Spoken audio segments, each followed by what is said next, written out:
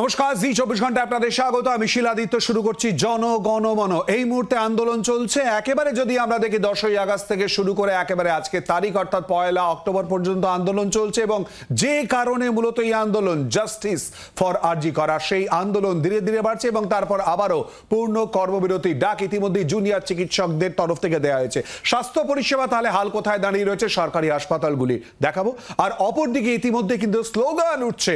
সেই স্লোগানে কি বক্তব্য উঠে আসছে জানাবো, এবং পর পর নানান বক্তব্য কিন্তু উঠে আসছে। আন্দোলন এই মুহূর্তে কোথায় দাঁড়িয়ে রয়েছে এর প্রসঙ্গ রয়েছে। আর এরই মধ্যে যখন আমরা এই অনুষ্ঠান করছি, ইতিমধ্যে নবান্নের তরফ থেকে পর পর কিন্তু নির্দেশিকা জারি করা হচ্ছে, অত্যন্ত গুরুত্বপূর্ণ নির্দেশিকা। এই সমস্ত কিছুই কিন্তু আমরা তুলে ধরবো। আমাদের সঙ্গে স্টুডিও রয়েছেন অতিথিরা। তৃণমূল কংগ্রেসের তরফ থেকে রয়েছেন পার্থ ভৌমিক, আপনাকে স্বাগত জানাচ্ছি। রয়েছেন বিজেপির তরফ থেকে রাজর্ষি লাহিড়ী, রাজর্ষি স্বাগত জানাচ্ছি, এবং সিপিআই এর তরফ থেকে সৈকত গিরি। এবং তারই সঙ্গে আন্দোলন মিছিল এই মুহূর্তে কোথায় দাঁড়িয়ে রয়েছে দেখাবো, কিন্তু তার আগে মিছিল থেকে যে স্লোগান উঠছে, স্লোগান যারা দিচ্ছেন কি বলছেন, প্রথমেই শোনাবো।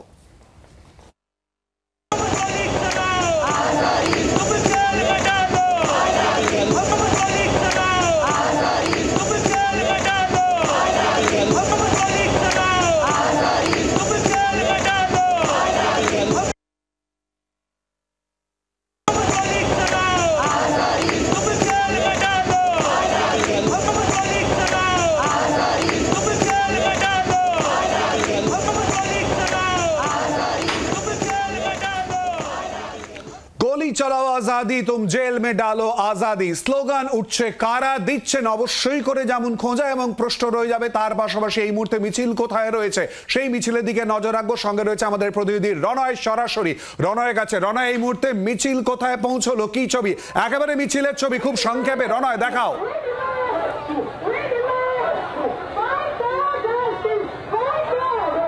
এই মুহূর্তে আমি রয়েছি একাডেমি অফ ফাইন আর্টসের সামনে। ছবিটা তোমাকে দেখাবো। মিছিল এসে পৌঁছেছে তাদের গন্তব্যস্থলে। প্রচুর মানুষ, অর্থাৎ বিভিন্ন সমাজের বিভিন্ন স্তরের মানুষ, তারা আজকে এই মিছিলে অংশগ্রহণ করেছেন এবং তারা প্রত্যেকে বলছেন যে তারা প্রথম থেকেই এই আন্দোলনের পাশে রয়েছেন, আছেন, ছিলেন, থাকবেন যতক্ষণ না পর্যন্ত ন্যায় বিচার মিলছে। অর্থাৎ সিবিআই যেভাবে তদন্ত করছে সেই তদন্ত অত্যন্ত ধীরে হচ্ছে, সেই তদন্তের গতিপথ আরও বাড়াতে হবে এই মিছিল থেকে কিন্তু অনেকে বলছেন। তোমাকে সামনের ছবিটাও দেখাবো। ক্যারপারসন কমল জানা যে ছবিটা দেখাচ্ছে তুমি দেখতে পাচ্ছ, বহু মানুষ তারা এই মুহূর্তে এখানে জমায়েত করেছেন এবং প্রত্যেকেই একটাই কথা বলছেন, যতক্ষণ না পর্যন্ত ন্যায় বিচার মিলছে, যতক্ষণ না পর্যন্ত প্রকৃত দোষীরা সাজা পাচ্ছেন, ততক্ষণ পর্যন্ত কিন্তু এই আন্দোলন থামবে না। এখানে আরো অনেকেই রয়েছেন, এখানে যারা এসেছেন এই আন্দোলনে। যে ছবি তুলে ধরছে, অর্থাৎ ন্যায় বিচারের দাবিতে এই মুহূর্তে আন্দোলনকারীরা, এবং তাদের প্রতিক্রিয়া আপনাদের সামনে আমরা তুলে ধরছি। কিন্তু এই পুরো বিষয় নিয়েই আমরা আলোচনা করব স্টুডিও অতিথিদের সঙ্গে এবং নানান বক্তব্য তুলে ধরবো। পার্থদা, ইতিমধ্যে অবশ্যই করে আন্দোলনের কথা বলবো এবং প্রতিক্রিয়া নেব। খালি একটুখানি পার্থদা, আপনার প্রতিক্রিয়া নেবার আগে ইতিমধ্যেই পরপর কিন্তু আমরা যখন এই অনুষ্ঠান শুরু করছি, ইতিমধ্যেই কিন্তু পরপর নির্দেশিকা। আপনারা জানেন যে আগেই বলা হয়েছিল রোগী কল্যাণ সমিতি, সেই রোগী কল্যাণ সমিতির যা প্রেজেন্ট স্ট্রাকচার রয়েছে সেটা ভেঙে দেওয়া হবে। সেই অনুযায়ী মাত্র কিছুক্ষণ আগে ইতিমধ্যে নবান্নের তরফ থেকে নির্দেশিকা জারি করা হয়েছে, যাতে 7 সদস্যের টিম গঠন করা, 7 সদস্যের টিম ইতিমধ্যেই গঠন করা হয়েছে রোগী কল্যাণ সমিতির ক্ষেত্রে। অর্থাৎ আগে থাকতেই যেটা বলা হয়েছিল, অর্থাৎ ভেঙে দিয়ে নতুন করে যার মাথা করা হয়েছে, অর্থাৎ চেয়ারপারসন করা হয়েছে principal of medical college and hospital, অর্থাৎ যে মেডিকেল কলেজ হসপিটালের প্রিন্সিপাল, তাকেই মাথা করা হয়েছে। এবং তারপরে এই সব মিলিয়ে 7 সদস্যের কমিটি। দ্বিতীয়ত, যখন এই আলোচনা শুরু করছি তখনই ইতিমধ্যে নবান্নের তরফ থেকে দ্বিতীয় আরো একটি গুরুত্বপূর্ণ নির্দেশিকা জারি করা হয়েছে। কি নির্দেশিকা? যাতে রিড্রেসাল সেল, অর্থাৎ গ্রিভেন্স রিড্রেসাল সেল, যে বক্তব্যগুলো রয়েছে, যে অভিযোগগুলো রয়েছে জুনিয়র চিকিৎসক এবং বিভিন্ন ক্ষেত্রে চিকিৎসক এবং তার সংগঠনগুলির তরফ থেকে, তারা ইতিমধ্যেই কিন্তু এই পুরো বিষয়ে তারা তাদের অভিযোগ জানাতে পারবেন। এতে ইতিমধ্যে চেয়ারপারসন অর্থাৎ মাথা করা হয়েছে doctor Sourav Dutta, visiting consultant, head and neck surgery, IPGMER and SSKM hospital Kolkata.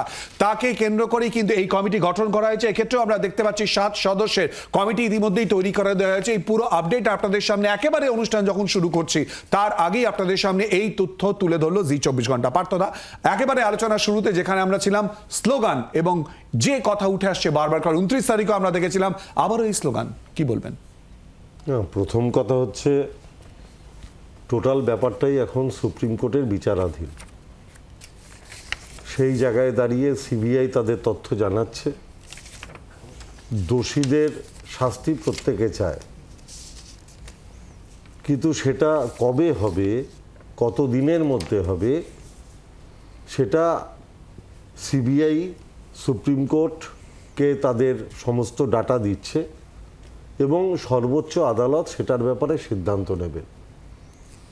কিন্তু আমরা দেখতে পাচ্ছি যে মৃত্যুটাকে কেন্দ্র করে প্রত্যেকে, ইচ অ্যান্ড এভরি পার্সন আলোড়িত এবং দোষীদের শাস্তি চেয়েছিলেন, সেটা পিছনে চলে যাচ্ছে ক্রমশ।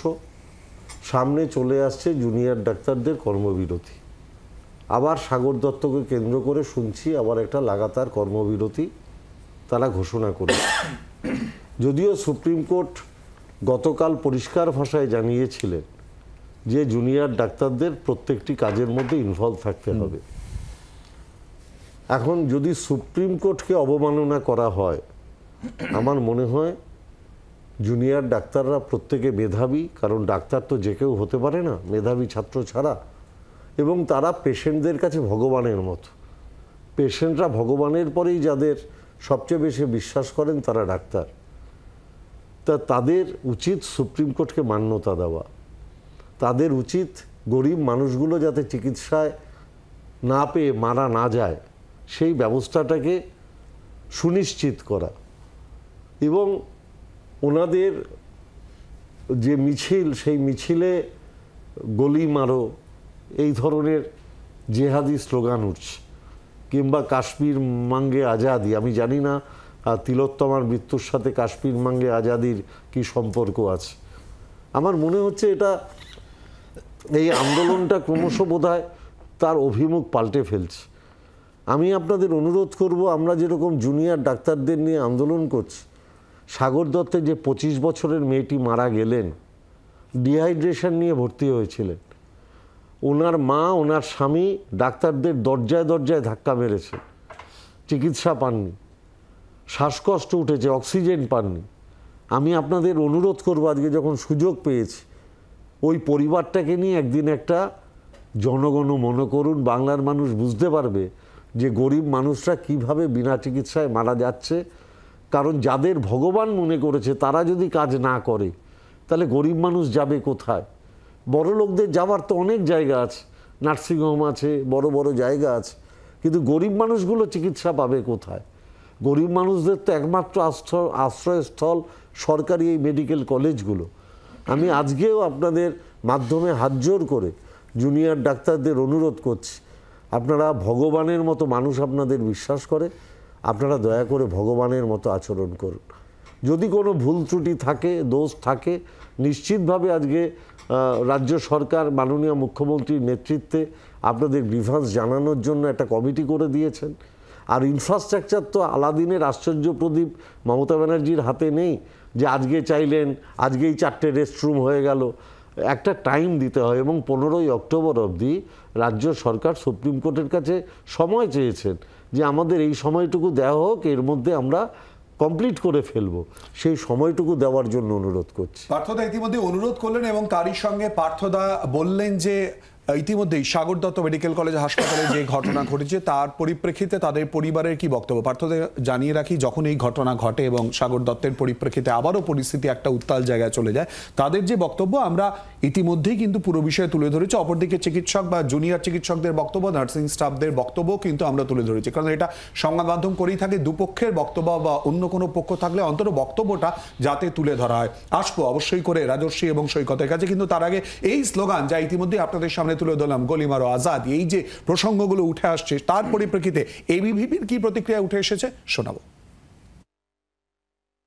আজাদি চাই যে আমরা রাষ্ট্রবিরোধী যারা কাজকর্ম করেছে, যারা দেশদ্রোহী, যারা দেশ বিরোধী, তাদের থেকে আমরা আজাদি চাই। যারা রাস্তায় নেমে তিলোত্তমার বিচার না চেয়ে যারা কাশ্মীর মাঙ্গে আজাদি বলছে, আমরা তাদের থেকে আজাদি চাইছি। রাজর্ষি, সরকারের তরফ থেকে ইতিমধ্যেই পরপর, আমি শুরুতেই দেখালাম, তুমি নিশ্চয়ই খেয়াল করেছো, ইতিমধ্যেই পরপর যে সিদ্ধান্তের কথা জানানো হয়েছে। পার্থদা আবারও বললেন যে হাত জোড় করে অনুরোধ করবো যাতে চিকিৎসকরা তারা পরিষেবা প্রদান করে, সিদ্ধান্ত পুনর্বিবেচনা করে। কিন্তু তারই সঙ্গে এই স্লোগান, পার্থদা ঠিক এই প্রসঙ্গেই বলেছেন, কোথাও যেন তার গতিপথ হারিয়ে ফেলছে এই জায়গাটা, অর্থাৎ আন্দোলনের জায়গাটা বা মিছিলের জায়গাটা কোথাও, তাই কি? প্রথম কথা হচ্ছে, মাননীয় সাংসদ বললেন মৃত্যু। প্রথম কথা, ওটা মৃত্যু নয়, ওটা হত্যা ছিল। দ্বিতীয় কথা হচ্ছে, আজকে দাঁড়িয়ে যেখানে বলা হচ্ছে যে ডিহাইড্রেশনে মারা গিয়েছে, অক্সিজেন নেই, এটা দেখার দায়িত্ব কার? এটা সরকারের দেখার দায়িত্ব, স্বাস্থ্য দপ্তরের দেখার দায়িত্ব। আপনার চ্যানেলে থেকে আরম্ভ করে প্রতিটা চ্যানেলে বারংবার আমরা এসে বলেছি যে স্যালাইন, একটা অদ্ভুত স্যালাইন দেওয়া হচ্ছে, যে স্যালাইনটা দেওয়ার পরেই কিন্তু জ্বর চলে আসছে। হাসপাতালে অক্সিজেন নেই, কৃষ্ণনগর, স্পেসিফিক্যালি কৃষ্ণনগর সংক্রান্ত এবং অন্যান্য হাসপাতাল সংক্রান্ত যেগুলো, যে সময় ঘটনাগুলো ঘটেছিল, অক্সিজেন পাওয়া যাচ্ছে না, ব্লাড পাওয়া যাচ্ছে না, বাইরে থেকে স্যালাইন কিনতে হচ্ছে, ওষুধ কিনতে হচ্ছে। স্যালাইন সংক্রান্ত যে অভিযোগ, এটা একান্তভাবেই রাজস্বীর করা অভিযোগ। আমরা এই প্রসঙ্গ কিন্তু তুলে ধরিনি। না, আমি স্বাস্থ্য বলছি সংক্রান্ত বিষয়, জীবনের বিষয়। হ্যাঁ, আমি বলছি এখান থেকে। তো এই যে যেটা আজকে পার্থবাবু বললেন এখন, যে অক্সিজেন পাওয়া যাচ্ছে না, বিনা চিকিৎসায় মারা যাচ্ছে, দেওয়া হয়নি। আজকে আপনি ধরুন, আজকে আমরা সংবাদ মাধ্যমে কি দেখছি, ব্যবহার করা সিরিঞ্জ, সুতো, তুলো, এগুলোকে সমস্ত নিয়ে গিয়ে স্টক করে সেগুলোকে আবার ধুয়ে মুছে আবার বাজারে চালিয়ে দেওয়া হচ্ছে। আজকে এটা কোনো তৃণমূল, সিপিএম, কংগ্রেস, বিজেপি কারুর প্রসঙ্গ নয়। মমতা ব্যানার্জিকে ভগবান হিসেবে পুজো করে যে ব্যক্তিটা, সেও যদি সরকারি হাসপাতালে যায়, কোনো গ্যারেন্টি নেই যে সেই ব্যবহার করা, সেই সংক্রমিত একটা সিরিঞ্জ তার শরীরে ঢুকবে না। এটা দেখার দায়িত্ব কার ছিল? আক্তার আলী সাহেব যখন 1 বছর আগে এই অভিযোগটা করেছিলেন স্বাস্থ্য দপ্তরের স্বাস্থ্য সচিবের কাছে, মমতা ব্যানার্জি কেন সেই স্বাস্থ্য সচিবকে শোকজ করলেন না? মমতা ব্যানার্জি, আমি ধরে নিলাম মমতা ব্যানার্জি জানতেন না কোনো কথা, তিনি স্বাস্থ্যমন্ত্রী, তার পক্ষে জানা সম্ভব নয়, স্বাস্থ্য সচিবের কাছে ছিল। তাহলে স্বাস্থ্য সচিব মমতা ব্যানার্জিকে স্বাস্থ্যমন্ত্রীকে কেন জানাননি? যদি না জানান, মমতা ব্যানার্জি কি অ্যাকশন নিচ্ছেন? ছাত্রদের আন্দোলন, দুটো লাইন প্লিজ রাজু, তোমার কাছেই যাব। ছাত্রদের আন্দোলন, পরপর বক্তব্য, মুখ্যমন্ত্রীর সঙ্গে বৈঠক, নবান্নে গিয়ে বৈঠক, তার বাড়িতে গিয়ে বৈঠকের জায়গায় সমস্ত কিছু হলো, এবং তারপর আমরা দেখলাম ছাত্রদের অবস্থান এবং তারা নিরাপত্তা দাবিতে কথা বললেন। আবারও তারা পূর্ণ কর্মবিরতিতে এই মুহূর্তে, আর সেই জায়গায় দাঁড়িয়ে ইতিমধ্যেই কিন্তু নবান্নের তরফ থেকে পরপরই নির্দেশিকা। আমরা তো সম্পূর্ণ ডাক্তারদের এই আন্দোলনকে সমর্থন করছি, কারণ ডাক্তারদের যে দাবি ছিল সেগুলো তো মানা হয়নি। এবার মাঝখানে ঘোলা জলে কে রাজনীতির কি করতে চাইছে সেটা আমাদের দেখার কথা নয়। সাগর দত্ত হাসপাতালে যেটা হয়েছে, বিভিন্ন জায়গায় যে ঘটনাগুলো ঘটে যাচ্ছে, সেগুলো নিয়ে একই অ্যাকশন নিচ্ছে। আজকে রোগী কল্যাণ সমিতি ভেঙে দেওয়া হলো কেন? এই ঘটনা তো আপনারা অনেকদিন আগের থেকে জানতেন। সরকার তো কোনো অ্যাকশন নেননি। আজকে অভিযোগ আপনি বলছেন যে সুপ্রিম কোর্টের হাতে বিচার। সুপ্রিম কোর্ট তো এই কথাটাও বলছে যে কোনো রাজ্য সরকার 30 বছরে পুলিশ এরকম তদন্ত করেছে, এটা আমি আমার 30 বছরের ক্যারিয়ারে দেখিনি। পরিষ্কারভাবে তথ্য প্রমাণ লোপাট করার অভিযোগ উঠেছে এবং অ্যারেস্ট কে হয়েছে? টালা থানার ওসি মানে পুলিশ মন্ত্রীকে মমতা ব্যানার্জি, স্বাস্থ্যমন্ত্রী মমতা বন্দ্যোপাধ্যায়, পুলিশ মন্ত্রী মমতা বন্দ্যোপাধ্যায়, তার দুটোই মন্ত্রকের মধ্যে জড়িত আছে। আপনি বলুন, ওসি কি একা ক্ষমতা হবে তথ্য প্রমাণ লোপাটের জন্য? সিবিআই উইদাউট এনি প্রুফ, কোনো রকম তথ্য প্রমাণ না থাকলে সিবিআই অ্যারেস্ট করতে পারতো। যে মমতা ব্যানার্জি রাজীব কুমারকে অ্যারেস্ট করার জন্য সিবিআইকে অ্যারেস্ট করতে পাঠিয়ে দিয়েছিল পুলিশকে, সে মমতা ব্যানার্জি ছেড়ে দিতেন? রাজস্বী, একটুখানি আটকাবো, সৈকতের কাছে আসবো, কিন্তু আমরা দেখেছিলাম যে গতকাল কার্যত সারা রাত ধরে বৈঠক হয়েছে, জিবি মিটিং হয়েছে, এবং তারপর ছাত্রদের তরফ থেকে এই পূর্ণ কর্মবিরতির কথা জানিয়ে জুনিয়র চিকিৎসকদের তরফ থেকে ঠিক কি বলা হয়েছিল একবার শুনিয়ে দেবো।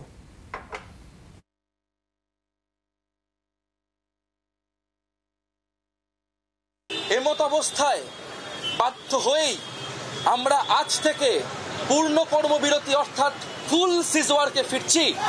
সরকারের পক্ষ থেকে সুরক্ষা, রোগী পরিষেবা ও ভয়ে রাজনীতির প্রশ্নে নিম্নলিখিত বিষয়গুলিতে সুস্পষ্ট পদক্ষেপ না পাওয়া অবধি আমরা পূর্ণ কর্মবিরতি চালিয়ে যেতে বাধ্য হব। সৈকত, না, প্রথমে আমরা যখন আলোচনা করছি অভয়া শক্তি বলপ্রদায়নীর ব্যানারের নিচে যে লক্ষ লক্ষ মানুষ আজকে এক কণ্ঠে আওয়াজ তুলে বিচারের দাবিতে রাস্তায় নেমেছেন, তাদের সবাইকে কুর্নিশ জানাই। প্রথমত আপনি আলোচনা শুরুতে আজকে একটা ক্যাপশন দেখালেন, ভিডিও দেখালেন, যেখানে আপনি বললেন যে গলি মারো আজাদি, এইরকম একটা স্লোগান। না, আমি বলিনি, মানে স্লোগান যেটা উঠেছে সেটা দেখালেন, আমি বলি আপনি দেখালেন, কিন্তু স্লোগানটা সেটা দেখানো হয়নি। আমার মনে হয় আপনি স্লোগানটা যদি আরেকবার চালান আপনি শুনতে পাবেন।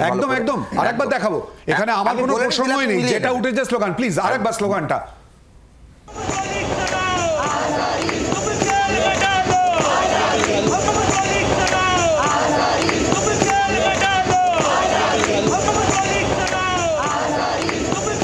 স্লোগানের উৎপত্তি 2024 সালে কলেজ স্ট্রিট থেকে এই মিছিলে নয়, এই স্লোগান 1992 সালে যাদবপুর ইউনিভার্সিটি থেকে এই বাংলায় 1830 থেকে ট্র্যাডিশন বহন করা আজাদির মুক্তমনা স্বাধীনতার আওয়াজ বহনকারী এই স্লোগান প্রথম পাকিস্তানের মাটিতে উঠেছিল এবং তার পরবর্তীকালে গোটা ভারতবর্ষ গোটা পৃথিবী জুড়ে পিতৃতন্ত্রের বিরুদ্ধে এই স্লোগানের জন্ম। দেখুন 14 সালের আগে অবধি এটা নিয়ে দেশদ্রোহিতার দাগ থাকতো না। আমি অবাক হলাম যে মাননীয় সাংসদ তৃণমূল কংগ্রেসের প্রতিনিধি আজকে ব্যবহার করলেন জিহাদি শব্দটা। আমরা এই জিহাদি শব্দটা শুনতে অভ্যস্ত বিজেপির কাছ থেকে। দ্বিতীয়ত হচ্ছে আজকে আপনি এই স্লোগানের মধ্যে আমরা তো বলছি যে শাসক যতই গুলি চালাক, শাসক যতই জেলের ভেতর ঢালুক, 286 জনকে গ্রেপ্তার করা হয়েছে শুধু প্রতিবাদ করার অপরাধে। একজন বাচ্চা মেয়ে রূপসাকে জেলের ভেতর দেওয়া হয়েছে। আমাদের কলতান দাশগুপ্তকে মিথ্যাভাবে ফাঁসানো হয়েছে। আমি বলছি এত কিছুর পর আমরা ভয় না পেয়ে রাস্তায় থাকতে চাই। এটা আমার প্রথম পার্ট। দ্বিতীয় পার্ট, এক মিনিট, প্রথম পার্টেই আরেকবার ফেরত আসতে হচ্ছে, কারণ তুমি বলেছো যে আমরা দেখিয়েছি, আমরা শুধু তুলে ধরছি যেটা স্লোগানটা দেওয়া হয়েছে সেই আমি এক সেকেন্ড ভাই আমার, সেটা হচ্ছে এই যে স্লোগানের ব্যাখ্যাটা তুমি দিচ্ছ, তুমি কি এখানেই থামবে? মানে এই যে প্রসঙ্গটা তুলে ধরছো, কোথা থেকে স্লোগান এসেছিল, সেই স্লোগান এই মুহূর্তে কেন আসছে, সেই জায়গাটা দিয়ে কি থামবে? কারণ এই আন্দোলন চলছে, সেই জায়গা ছাত্রদের বক্তব্য অর্থাৎ জুনিয়র চিকিৎসকদের বক্তব্য সত্যি কি রিলেটেড? একদম রিলেটেড। এই আন্দোলন শুধুমাত্র আরজি করে নির্যাতিতার বিচার স্লোগানের সঙ্গে একদম। আমি আপনাকে বলছি আজাদি স্লোগানে গিরি সিপিআই এর তরফ থেকে রিপ্রেজেন্ট করছে এবং তার বক্তব্য সরাসরি পুরো বিষয়ে রিলেটেড। সত্যি কি? আমরা জানার চেষ্টা করবো, একটা বিরতির পর সঙ্গে থাকুন।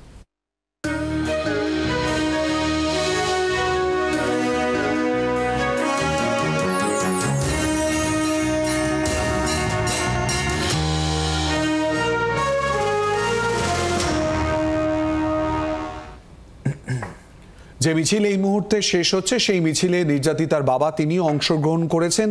আর আমরা বক্তব্য নিচ্ছি বিশেষ করে রাজনৈতিক নেতৃত্ব যারা এখানে উপস্থিত রয়েছেন। আর অপরদিকে ইতিমধ্যেই যে আবারও পূর্ণ কর্মবিরতির কথা জুনিয়র চিকিৎসকদের তরফ থেকে ঘোষণা করা হয়েছে, এই প্রসঙ্গ নিয়ে রাজনৈতিক মহলে তৃণমূল, বিজেপি এবং সিপিআইএমের ঠিকই প্রতিক্রিয়া উঠে আসছে, শোনাবো।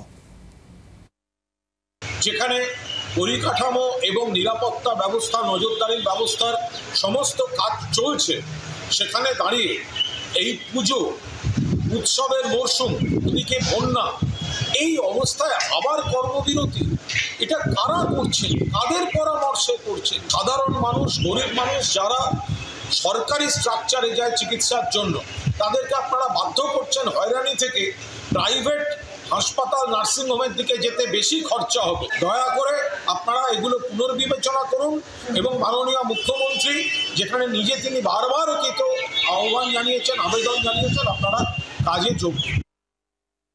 মুখ্যমন্ত্রীকে তার চেয়ার থেকে বেদখল করাটা খুব দরকার।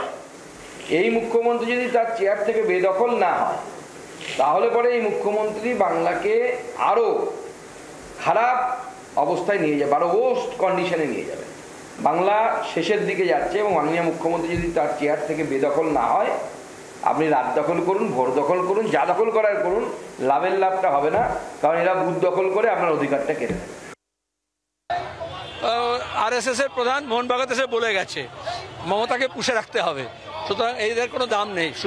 শুভেন্দু সুকান্ত কি বলছে কোনো ব্যাপার না, যা আরএসএস বলে তাই এরা শুনতে হয়। তোমরা আরএসএস স্বস্তিকা পত্রিকা পড়ে দেখো কিরকম এই প্রতিবাদী আন্দোলনকে কিভাবে কটাক্ষ করে লেখা হচ্ছে। পার্থদার প্রতিক্রিয়া নেওয়ার আগে সৈকত আমি আটকেছিলাম, সুকান্ত মজুমদারের বক্তব্যে রাত দখল করুন, ভোট দখল করুন, যা হবার হবে। না দেখুন, আমরা তো ক্ষমতা দখল কেন্দ্রিক রাজনীতির মধ্যে নেই। আমরা মনে করি যে এই ব্যবস্থা, যে ব্যবস্থার মধ্যে একটা সিস্টেমের বলি হলো এই আরজি করের মতন বহু গোটা দেশ জুড়ে যে অসংখ্য মহিলাদের উপর অত্যাচার, স্বাভাবিকভাবে মহিলাদের প্রতি দৃষ্টিভঙ্গির পরিবর্তনের জন্য এই আন্দোলন। সেখানে দাঁড়িয়ে আমাদের রাত দখলটা একটা বার্তা দেওয়া, ভোট দখলটা একটা প্রতিবাদী বার্তা দেওয়া। এক, দুই হচ্ছে আগের পাঠে আলোচনার সময় পার্থদা বলছিলেন সাগর দত্তের ঘটনা। দেখুন, সাগর দত্তে জুনিয়র ডাক্তাররা গোটা রাজ্যে 8,500 এবং জুনিয়র ডাক্তারদের অন্যতম দুটো দাবি ছিল বেড ভ্যাকেন্সির মনিটর চালু করতে হবে, দুই হচ্ছে কেন্দ্রীয় রেফারেল ব্যবস্থা চালু করতে হবে। এই রেফারেল সিস্টেম, প্রয়োজনীয় পরিকাঠামো, প্রয়োজনীয় মনিটরিং ব্যবস্থা, কোন হাসপাতালে কত বেড খালি থাকছে, এই সিস্টেম যদি সরকারের একটা পরিকল্পিতভাবে না থাকে, তাহলে জুনিয়র ডাক্তারবাবুদের দোষ দিয়ে লাভ কি? বাম আমলে রেফারেল সিস্টেম ছিল না, একদম আমি আপনাকে একবারও অস্বীকার করি না যে বাম আমলে স্বাস্থ্যক্ষেত্রে ব্যর্থতা ছিল না, কিন্তু বাম আমলে এইটা ছিল না যে কোনো একজন শাসক দলের বিধায়ক তার প্রাইভেট নার্সিংহোমে সরকারি হাসপাতালে ইকুইপমেন্ট নিয়ে গিয়ে লাগিয়ে দিত, আর তার প্রাইভেট নার্সিংহোমের ব্যাকডেটেড রিজেক্টেড হওয়া মেশিন সেটা নিয়ে এসে সরকারি হাসপাতাল ব্যবহার করতো। বাম আমলে স্বাস্থ্যমন্ত্রী সূর্যকান্ত মিশ্র ছিলেন, সূর্যকান্ত মিশ্রের নামে প্রাইভেট কোনো নার্সিংহোম ছিল না। আর এই আমলে যতগুলো রোগী কল্যাণ সমিতির মাথায় তৃণমূলের নেতা বসে আছে সবগুলোর নামে বকলমে বেলামে 2-3টে করে নার্সিংহোম। আমি একটা কথা শুধু বলি, প্লিজ একটুখানি আটকাতে হচ্ছে। নির্যাতিতার মা এই মুহূর্তে মিছিল শেষ হওয়ার পর কি বলছেন আমরা একটু শুনে নিই। কিন্তু এই যে আপনাদের সবাইকে আমি পাশে পেয়েছি, এই এত সাধারণ নাগরিক, সিনিয়র জুনিয়র ডক্টর সবাইকে পাশে পেয়েছি বলে আমার এই আন্দোলন মনে হচ্ছে যে আমি বিচার পাবো। তবে একটা কি, আমি ইতিহাস আগে দেখিনি যে এই ইতিহাস তৈরি করে গেছে আমার মেয়ে, তার জন্য আমার মেয়েকেও আমি স্যালুট জানাই যে তোর ভয় নেই মা, এত মানুষ তোর পেছনে আছে, যখন তখন বিচার আমরা ছিনিয়ে আনতে পারবোই। আর আমি নির্যাতিতার মায়ের বক্তব্য আপনাদের সামনে তুলে ধরলাম। একদিকে আন্দোলন আর অপরদিকে এই মুহূর্তে কর্মবিরতিতে জুনিয়র চিকিৎসকরা কোথায় দাঁড়িয়ে রয়েছে আর পরিষেবাই বা ঠিক কোথায় দাঁড়িয়ে রয়েছে সাগর দত্ত বা কলকাতা মেডিকেল কলেজে দেখাবো এবং সেই নিয়েও আমরা কথা বলবো কোথায় দাঁড়িয়ে রয়েছে সমাধান। একটা বিরতির পর সঙ্গে থাকুন।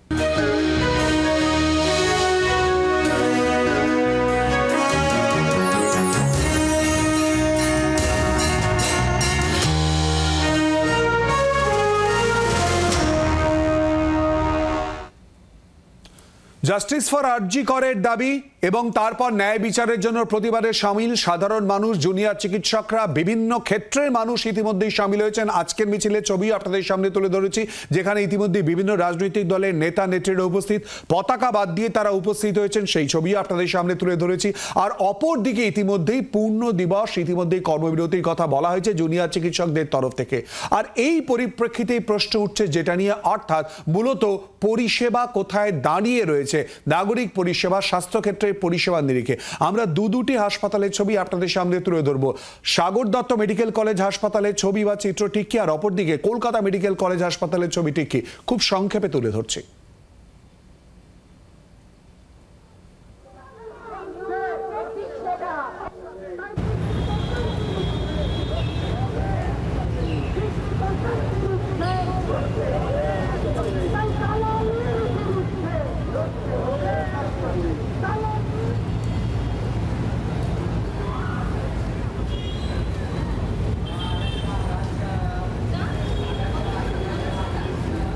সুপ্রিম কোর্টের হিয়ারিংয়ের পর জুনিয়র ডক্টরসরা তারা বৈঠকে বসেন। প্রায় 8 ঘন্টা বৈঠকের পর তারা সিদ্ধান্ত নেন যে তারা কর্মবিরতি চালিয়ে যাবেন। এবং এরপরেই আমরা যেটা দেখতে পাচ্ছি যে কলকাতা মেডিকেল কলেজ, সেখানেও কিন্তু যারা জুনিয়র ডক্টরসরা রয়েছেন তারা কর্মবিরতি করছেন এবং তার সঙ্গে সঙ্গে তারা যেটা জানাচ্ছেন যে তাদের যে নিরাপত্তা তা কিন্তু এখনও পর্যন্ত সুনিশ্চিত করা হয়নি এবং তার সঙ্গে সঙ্গে যে থ্রেট কালচার, সেই থ্রেট কালচারও অব্যাহত রয়েছে এবং সেই ভিত্তিতেই তারা বৈঠকের মাধ্যমে সিদ্ধান্ত নিয়েছেন যে কর্মবিরতি চালিয়ে যাবেন। এবং সিনিয়র চিকিৎসক যারা রয়েছেন তারা কিন্তু ফাংশনাল রয়েছেন এবং একই সঙ্গে তাদের যেটা বক্তব্য যে জুনিয়র চিকিৎসকদের সংখ্যা এতটাই কম, সেক্ষেত্রে গোটা স্বাস্থ্য পরিষেবা যে ভেঙে পড়বে এমনটা কিন্তু নয়।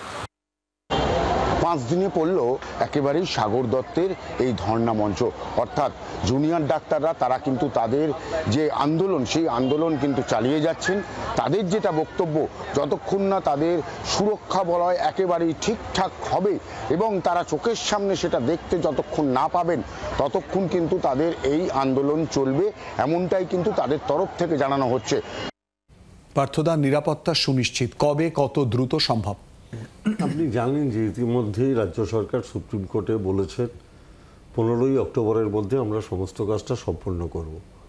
আমার মনে হয় 15ই অক্টোবর অবধি জুনিয়র ডাক্তারদের অপেক্ষা করা উচিত ছিল, কারণ সরকারের সাথে তো আলাদিনের আশ্চর্য প্রদীপ নেই। আজকে বললাম কালকে 200 সিসি ক্যামেরা লেগে গেল, পরশু বললাম তারপরের দিনই 2টো বিল্ডিং হয়ে গেল। কাজগুলো কমপ্লিট করতে একটা নির্ধারিত সময় লাগে, সেই নির্ধারিত সময়টুকু দেওয়া উচিত ছিল বলে আমার মনে হয়।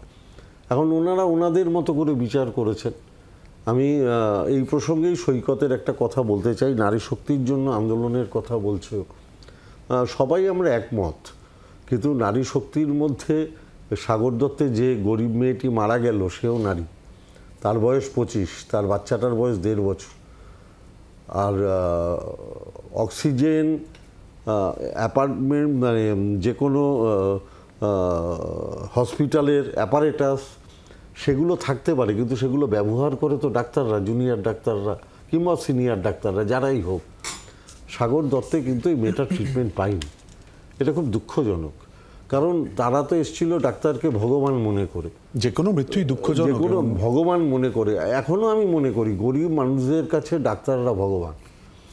জুনিয়র ডাক্তার তো এমনি এমনি হয়নি, তারা মেধাবী। তারা কিন্তু পার্থদা, এক্ষেত্রে আপনি জানেন যে জুনিয়র চিকিৎসকদের ভার্সন বা বক্তব্য ছিল যে পুরো পরিস্থিতি এমন তৈরি হয় এবং যার ফলে তাদেরকে মার খেতে হয়, এবং যেখান থেকে জুনিয়র চিকিৎসকদের বক্তব্য, নার্সের বক্তব্য, এবং তারপরে এই মুহূর্তে আন্দোলনের গতিপথ কোথায় দাঁড়িয়ে রয়েছে সাগর দত্তের পরিপ্রেক্ষিতে, একটা আরজি করে ঘটনা, তারপর বিভিন্ন সময় ঘটনা, এবং তারপর সাগর দত্ত ধীরে ধীরে কোথায় দাঁড়িয়ে রয়েছে। এক সেকেন্ড আমি একটু বলি। আপনারা দেখেছেন যে জুনিয়র ডাক্তারদের অভিযোগ অনুসারে অলরেডি ওই রুগী পরিবারের 2জন না 3জন অ্যারেস্ট হয়েছে। পুলিশ কিন্তু জুনিয়র ডাক্তারদেরই মান্যতা দিয়েছে। আমি যেহেতু ওখানকার মাটির ছেলে, আমি জানি যে ওই পরিবারটা কিভাবে, মানে কি দুঃখজনক পরিবেশ পরিস্থিতির মধ্যে রয়েছে। কারণ তাদের বাড়ির মেয়েটি মারা গেছে, যে বাড়ির সন্তান হারায় তারা বোঝে সেই বাড়ির যন্ত্রণা কত। কিন্তু জুনিয়র ডাক্তারদের দাবিকেই কিন্তু পুলিশ সম্মান দিয়েছে, এবং যার জন্য রুগীর পরিবারের 2জন অ্যারেস্ট হয়েছে।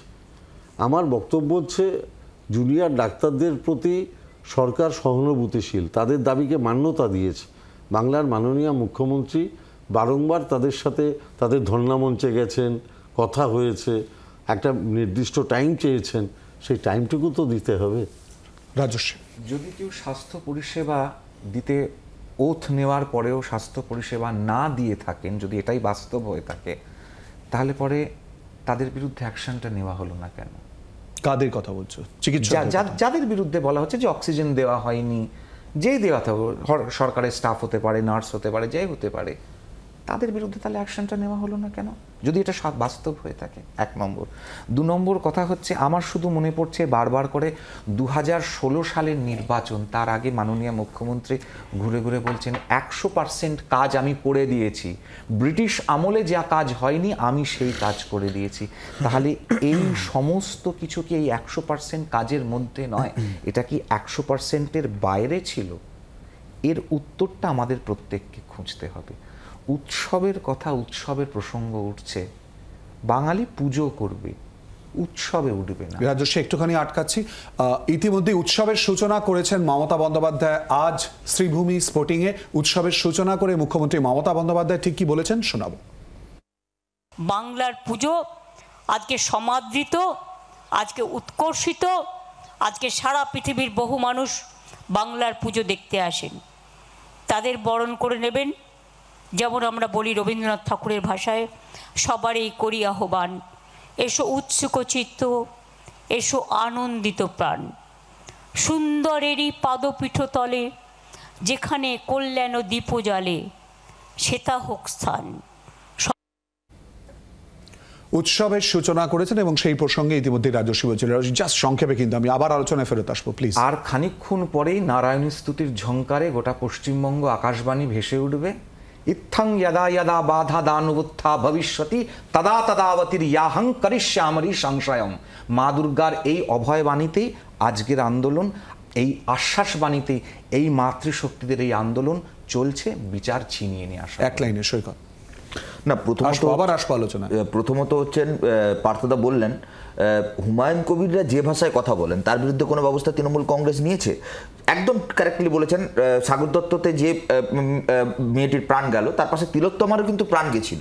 তখন কিন্তু পুরো নাগরিক সমাজ তিলোত্তমার বাবা মার কথা অনুযায়ী ডিসি নর্থ, ডিসি সেন্ট্রাল বা টালা থানার ওসি তার বিরুদ্ধে কিংবা সন্দীপের বিরুদ্ধে ব্যবস্থা নিয়েছিলেন। আজকে অক্সিজেন লাগাতে জুনিয়র ডাক্তারদের প্রয়োজন সাগর দত্তে, তাহলে নন্দীগ্রামে একটা প্লাস্টার করতে কেন সন্দীপ ঘোষকে প্রয়োজন পড়েছিল? নন্দীগ্রামে কি সুপার স্পেশালিটি হাসপাতালে একটা জুনিয়র ডাক্তার ছিল না? সে পারত না একটা প্লাস্টার করতে? স্বাভাবিকভাবে আপনি যে দৃষ্টিভঙ্গিতে উৎসব আনতে চাইছেন, আমরা বলছি উৎসব একদম হবে, আলবাদ উৎসব হবে, এবং সেই উৎসবটা হবে প্রাণ সঞ্চার হওয়া দুর্গা প্রতিমার আগে জীবন্ত দুর্গার বিচার চেয়ে। আমরা আসবো এই পুরো বিষয় নিয়ে আলোচনায়। একটা বিরতির পর জনগণমনতের সঙ্গে থাকুন।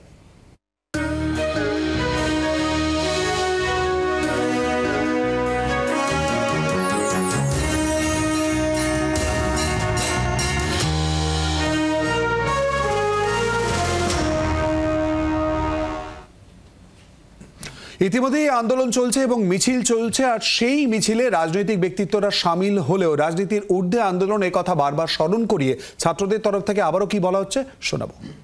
আমরা শুরু থেকেই যে বিভিন্ন রাজনৈতিক দলগুলো আমাদের আন্দোলনটাকে একটা সাইডে ঠেলতে চেয়েছে, মানে কোনো একটা মেরুতে ঠেলতে চেয়েছে, ঠিক আছে। আমরা কিন্তু এই কোনো মেরুর দিকে নেই। বারবার আমাদের আন্দোলনকে এভাবে দাগিয়ে দেওয়ার চেষ্টা হয়েছে বিভিন্ন রাজনৈতিক দলের পক্ষ থেকে। আমরা মনে করি যে আমরা এই রাজনৈতিক যতই বাধা আসুক, চাপ আসুক, আমরা আমাদের দাবিতে অনড় থাকবো। আমরা আমাদের লড়াইটাকে, জাস্টিসের দাবিতে যে লড়াই, সেই লড়াইতে আমরা থাকবো। ফলে যে যাই বলুক, আমরা এটাকে খুব গুরুত্ব দিতে চাই না। সৈকত, মেরুতে ফেলার চেষ্টা হয়েছে, একেবারেই তার ঊর্ধ্বে থাকবে না। আমরা এই আন্দোলন দখল করতে চাইনি, তাই দেখবেন আমরা ব্যানারের সামনে নয়, ব্যানারের পেছনে থেকে সম্পৃক্ত হওয়ার চেষ্টা করেছি। আমরা মনে করি এই আরজি করের এই জাস্টিসের লড়াই শুধুমাত্র তিলোত্তমার বিচারের লড়াই নয়, এই নিরবিচ্ছিন্নভাবে গোটা পৃথিবী জুড়ে যে মুক্তিকামী মহিলা সমাজের নারী আন্দোলনের আজাদির স্লোগান, আজাদির মুভমেন্ট, আজাদি মানে স্বাধীনতা, সেই স্বাধীনতা আন্দোলনের একটা অংশ। এই বিচারের দাবি যদি পূরণ হয়, ডাক্তারবাবুদের আন্দোলন যদি সফল হয়, তাহলে আগামী দিনে আরেকটা তিলোত্তমার ঘটনা হয়তো ঘটবে না, আরেকটা সাগর দত্তের ঘটনা ঘটবে না। স্থায়ী একটা পরিবর্তন স্বাস্থ্য ব্যবস্থা সিস্টেমের মধ্যে চাই, আর তার জন্যই জুনিয়র ডাক্তার নাগরিক সমাজের এই আন্দোলন, প্রতিবাদী ক্ষোভ বিক্ষোভ, তার মধ্যে আমরা অংশগ্রহণ করছি। 1, 2, সরকারকে ভূমিকা পালন করতে হবে যে সরকার কোন দিকে থাকবে। তৃণমূলের জাস্টিস নিয়ে এত অ্যালার্জি কেন? আজকে মমতা বন্দ্যোপাধ্যায় শ্রীভূমির পুজো উদ্বোধন করলেন, মমতা বন্দ্যোপাধ্যায়ের কাট আউট বড় বড় করে লাগানো, আর মূর্তির কাট আউট, মূর্তির হাইট যদি একটু বড় হয় তাহলে বন্ধ করে দিতে হবে। সাঁতরাগাছিতে সিদ্ধার্থ থিম করা যাবে না, মঞ্চের ভেতরে উই ওয়ান্ট জাস্টিস এটা বাজানো যাবে না, সময় সংক্ষিপ্ত, জাস্টিস এই থিম বাজানো যাবে না। স্বাভাবিকভাবে তৃণমূলের জাস্টিসে অ্যালার্জি, তাহলে তৃণমূলের কি সন্দীপ ঘোষ, ধর্ষক, সিন্ডিকেট, তোলাবাজ, অপরাধীদের ভালো লাগে? পার্থদার প্রতিক্রিয়া অবশ্যই করে নেব, কিন্তু তার আগে রাজস্বীর বক্তব্য একটু করে নিয়ে নেব। দেখুন, প্রথম কথা একটাই, ছাত্রদের বক্তব্যের পরিপ্রেক্ষিতে কোনো রাজনীতির রঙে নয়, একদমই কোনো ছাত্রদের এখানে রাজনীতি কোনোটাই নেই। তবে এটা ভুলে গেলে চলবে না, সেদিনকে যদি অগ্নিমিত্রা পাল এবং সজল ঘোষ সেদিনকে যদি উপস্থিত না থাকতেন, তাহলে 2001 সাল থেকে নিয়ে শেষ 2023-এর ঘটনা অবধি আরজি করের যে রহস্যজনক মৃত্যুগুলোকে সুইসাইড বলে দাগিয়ে দেওয়া হয়েছিল, এটিও হয়তো ওই সুইসাইডের নোট হিসেবেই পুলিশের ফাইলে বন্ধ হয়ে যেত। আমরা কোনোটাই এখানে রাজনীতি, বারবার করে আগেও বলছি, আবারও বলছি, যে ভয়ঙ্কর ঘটনাটা সামনে এসেছে, এটা প্রত্যেকটা পশ্চিমবঙ্গের মানুষ যারা স্বাস্থ্য পরিষেবা নিতে যাচ্ছে বা যাবে, তাদের প্রাণের ভীতির ব্যাপার, প্রাণ সংশয়ের ব্যাপার এখানে চলে এসেছে। যেটা আমি, আপনি প্রত্যেকে তার মধ্যে এফেক্টেড হতে পারি। ভীতির সঞ্চার হচ্ছে, এই ভার্সনটা অবশ্যই করে রাজস্বী নিজস্ব, রাজস্বী বিজেপিকে প্রতিনিধিত্ব করছে এখানে, সেই জায়গাদের এই বক্তব্য তার থাকলেও কিন্তু এই আন্দোলন এবং জাস্টিসের কথায় কিন্তু মানুষ যে রাস্তায় নেমেছে একেবারে প্রথম দিন থেকে আমরা তুলে ধরেছি। শুধু নয়, আরজি করে গিয়ে সেই কথাই কিন্তু আমরা বিভিন্ন অতিথিদের নিয়ে গিয়েও তুলে ধরেছি। জহর সরকার আজকের মিছিলে সামিল হয়েছিলেন, তিনি কি বলেছেন শোনাবো। সোশ্যাল মিডিয়া অভিযোগ উঠছে যে চিকিৎসকরা নেই, চিকিৎসা পরিষেবা পাচ্ছে না, আবার নতুন করে কর্মবিরতি। দেখুন, একটা বড় আন্দোলন হলে এদের যদি কিছু ছোটখাটো জিনিস হয়ে থাকে, কিন্তু তার জন্য আন্দোলন থেকে বিরত থাকবে বা ন্যায়ের বিচার থেকে কেউ সরে যাবে, এটা ঠিক নয়। সাংঘাতিক কোনো ত্রুটি বা ঘটনা হয়নি। যেটা ঘটনা সেটা হলো আজকে যেটা নিয়ে রাস্তায় নেমেছি। পার্থদা, সৈকতের বক্তব্য, তৃণমূল কংগ্রেস জাস্টিসকে নাকি ভয় পায়, আর জহর সরকারের বক্তব্য তুলে ধরলাম। সৈকত এই তথ্য কোথা থেকে পেল আমি জানি না। সৈকত জানে না যে গত পরশুদিনই উই ওয়ান্ট জাস্টিস, তিলোত্তমার যাতে তাড়াতাড়ি দ্রুত বিচার সম্পন্ন হয়, আমি নিজে মিছিল করেছি নৈহাটি নাগরিকদের নিয়ে। ও জানলে খবর নিয়ে দেখতে পারে। আমি ওকে অনুরোধ করলাম খবরটা নিয়ে দেখার জন্য। বাংলার মাননীয় মুখ্যমন্ত্রী মমতা বন্দ্যোপাধ্যায় ফাঁসির দাবিতে রাস্তায় নেমেছিলেন। এ তথ্য ওর অজানা কিনা আমার জানা নেই। আমরা জাস্টিস চাই। আমরা বারংবার অনুরোধ করছি, সিবিআইকে আমরা বলেছি যে অন্যান্য ঘটনায় আপনারা যেরকম ফেইলিওর হয়েছেন, আমরা চাই তিলোত্তমার ঘটনায় আপনারা উপযুক্ত ব্যক্তি, দোষী ব্যক্তি যারা, তাদের শাস্তির বিধান করুন যত দ্রুত সম্ভব। এবং আপনারা জানেন, যাতে এই ধরনের ঘটনা না ঘটে তার জন্য বাংলার মাননীয় মুখ্যমন্ত্রী মমতা বন্দ্যোপাধ্যায় অপরাজিতা বিল বিধানসভায় পেশ করেছেন এবং সেটা রাষ্ট্রপতির কাছে পাঠানো হয়েছে। সেই বিলে যদি আমরা সম্মতি পাই, অন্তত বাংলার বুকে এই ধরনের ঘটনা আমার ধারণা আমরা বন্ধ করতে পারবো। পার্থদা ইতিমধ্যে আশ্বস্ত করেছেন। সময় সংক্ষিপ্ত, দুজনের কাছেই আসবো প্লিজ। এক লাইন করে সৈকত। নৈহাটিতে গ্রাফিটি মুছে দিয়ে উই ওয়ান্ট জাস্টিসের মিছিলে মহিলাদের জামা কাপড় ছেড়ে দিয়েছে তৃণমূল কংগ্রেস। মাননীয় মুখ্যমন্ত্রী স্বাধীনতা বজায় রেখে কথা বলার অনুরোধ রাখবো। রাজস্বী, স্বাধীনতা বজায় রাখতে হবে। মহিলাদের কথা বলছি, তাদের হয়ে আন্দোলনের কথা বলছো, স্বাধীনতা বজায় রাখার অনুরোধ থাকবে। একাধিক জায়গায় উই ওয়ান্ট জাস্টিসের রাস্তায় লেখা সমস্ত কিছু মুছে দেওয়া হয়েছে। আজকে দাঁড়িয়ে মাননীয় সাংসদ যে কথাগুলো বলছেন এগুলো অ্যাবসলিউট ভিত্তিহীন হয়ে যাচ্ছে, কারণ 21 জন উকিলকে সুপ্রিম কোর্টে পাঠানো হয়েছে। 21 জন উকিল কেন পাঠানো হয়েছে? কপিল সিব্বল কার অর্থে প্রতিপালিত হচ্ছে? রাজ্য সরকার তার বক্তব্য পেশ করার জন্য একটা সুনির্দিষ্ট ফার্মকে দায়িত্ব দিয়েছেন, যার মাথায় আছেন কপিল সিব্বল। তার আন্ডারে কতজন উকিল লড়বেন সেটা তাদের বিচার্য বিষয়। এটা আমার ধারণা রাজস্বীবাবু জানেন। আর দ্বিতীয় নম্বর কথা হচ্ছে, সৈকত যেটা বলছে, আমার ধারণা যদি নৈহাটির মানুষ শোনে হাসবে।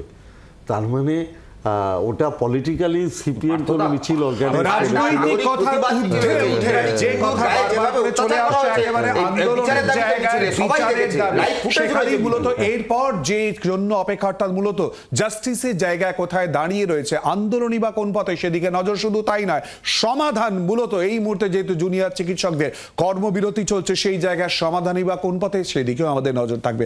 জনগণমন আজকের মতো এই পর্যন্তই। আপনাদের সবাইকে ধন্যবাদ আমাদের সঙ্গে এই আলোচনায় অংশগ্রহণ করার জন্য। এরপর পেজ ওয়ান দেখুন সব্যসাচী ও নীলাঞ্জনার সঙ্গে। বাংলার আওয়াজ, বাঙালির আবেগ, জি 24 ঘন্টা।